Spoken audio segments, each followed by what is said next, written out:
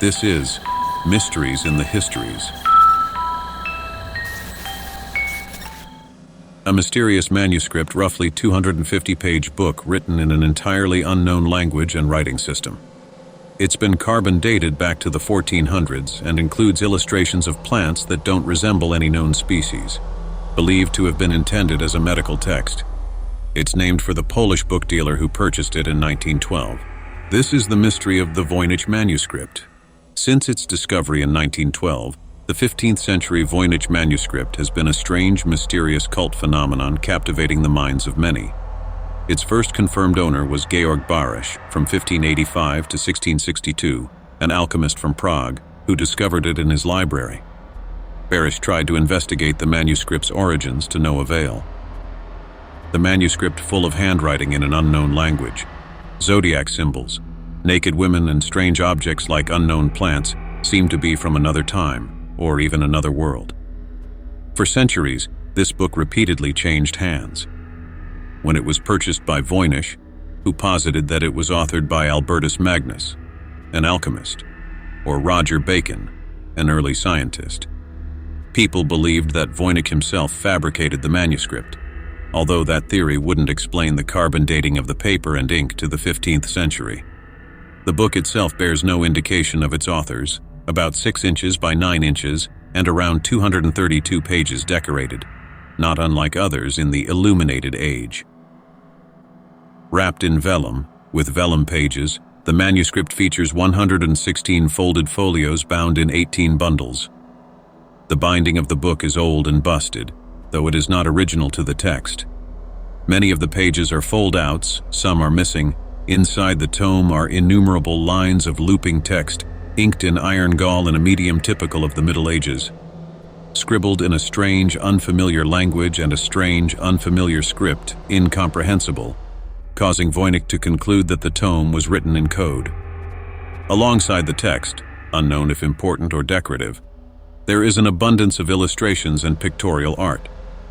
Composed of inks and pigments in tones and color palettes common to the 1400s, these illustrations seem to split the manuscript into 4 separate sections, including sections about botany, astronomy and astrology, balneology, the science of the therapeutic use of baths, and pharmacology, as well as a 5th and final section, with blocks of text separated by stars.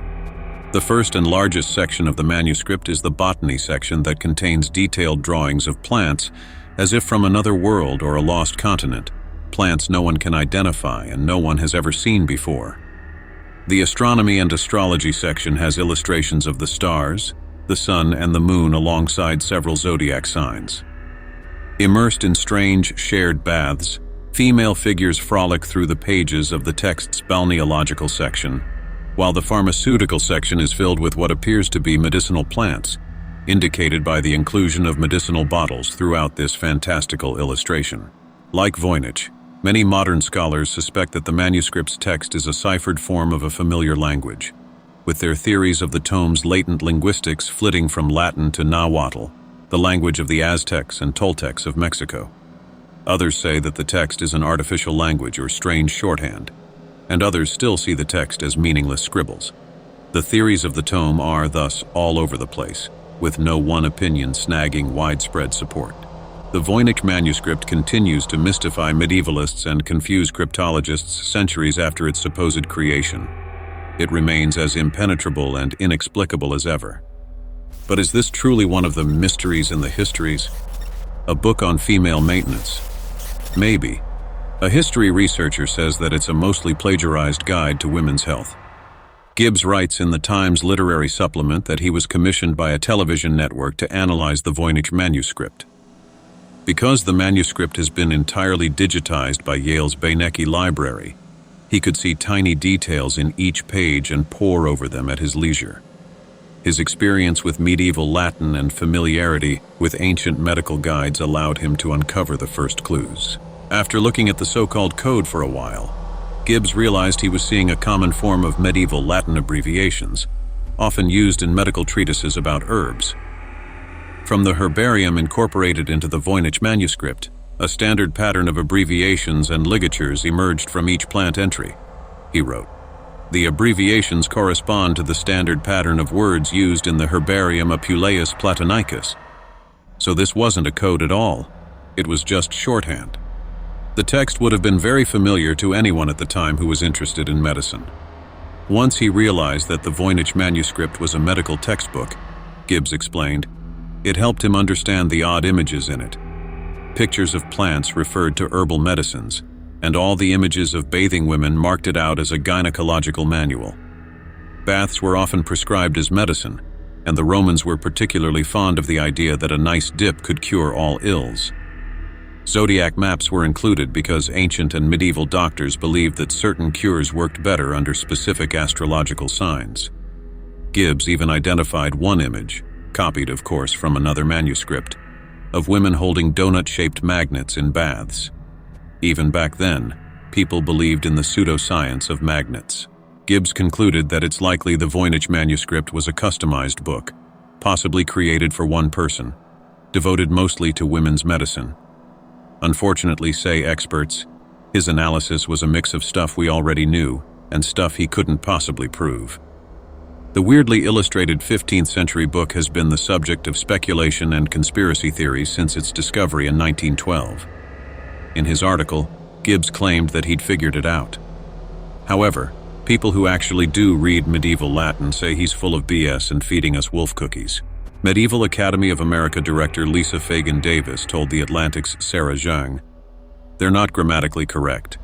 It doesn't result in Latin that makes sense." She added, "Frankly, I'm a little surprised the TLS published it. If they had simply sent to the Beinecke Library, they would have rebutted it in a heartbeat." The Beinecke Library at Yale is where the Voynich manuscript is currently kept. Davis noted that a big part of Gibbs' claim rests on the idea that the Voynich manuscript once had an index that would provide a key to the abbreviations. Unfortunately, he has no evidence for such an index, other than the fact that the book does have a few missing pages. As we all know, the absence of evidence is not evidence necessarily, so it seems the manuscript has never been demonstrably deciphered, and none of the proposed hypotheses have been independently verified. The mystery of its meaning and origin has excited speculation and provoked study. This manuscript from the Middle Ages has not been deciphered in 400 years, and modern AI models cannot understand it either. So as of now, the Voynich manuscript has not been cracked and remains one of the great mysteries in the histories.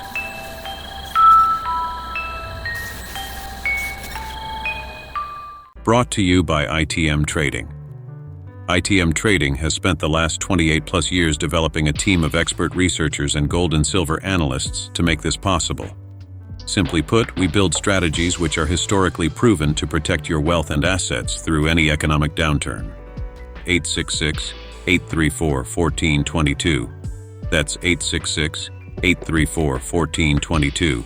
Or check out the link at the bottom of the show notes. If you're interested in holding tangible gold and silver in your possession, or expanding your knowledge about how gold and silver fits into your life, Lynette Zhang and the analysts at ITM Trading are the ones to consult. Learn how gold and silver can safeguard your assets.